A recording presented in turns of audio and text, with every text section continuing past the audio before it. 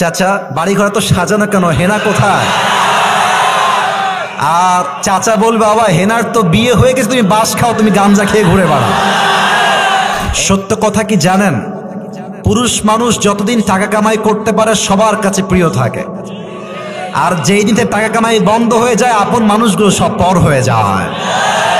এজন্য আমি সবাইকে বলবো সময় থাকতে টাকা কামাই করো, হালাল ভাবে অনেক বেশি ব্যবসা করো, চাকরি করো, উদ্যোগ নাও, প্রতিষ্ঠিত হও জীবনে। যদি মায়ের কাছে সেরা সন্তান হতে চাও, যদি বাবার কাছে সেরা সন্তান হতে চাও, যদি তুমি তোমার স্ত্রীর কাছে সেরা স্বামী হতে চাও, যদি তুমি তোমার সন্তানের কাছে সবচেয়ে প্রিয় বাবা হতে চাও, তুমি যদি বোনের কাছে সবচেয়ে প্রিয় ভাই হতে চাও, টাকা কামাই করা ছাড়া কোনো গতি নাই যুবক ভাইরা। বলো বলো বলো, এটা আমি তোমাদেরকে মন প্রাণ থেকে বলছি যুবক ভাইরা, অলওয়েজ মাথায় রাখবা। जब जेब में पैसा होता है तो पराए भी अपने हो जाते हैं, और जब जेब में पैसा नहीं होता तो अपने भी पराए हो जाते हैं।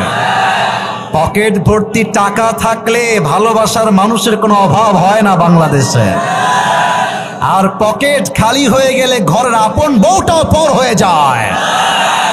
এজন্য আমি মাঝে মাঝে বলি, जब जेब में हो पैसे तो लोग पूछते हैं तुम हो कैसे, और जब तुम हो जाओगे कंगाल कोई पूछने नहीं आएगा तुम्हारा हाल। पॉकेट भर्ती टाका बोलबे हाउ आर यू, केमन आছেন ভাইয়া আপনি, আর যখন পকেট খালি বলবে হু আর ইউ, তুমি কে, তোমাকে তো চিনতে পারছি না ভাই আমি। এই পুরো দেশটাই হচ্ছে টাকার খেলা।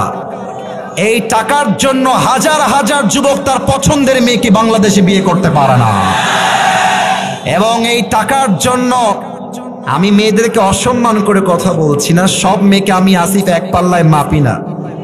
অনেক মেয়ে টাকা দেখলে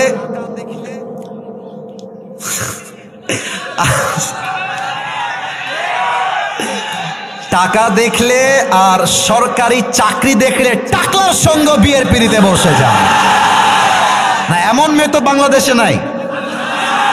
আরে নাই, আরে নাই রে ভাই, থাকলে আল্লাহ হেদায়েত দান করুক, পড়েন সবাই আমিন।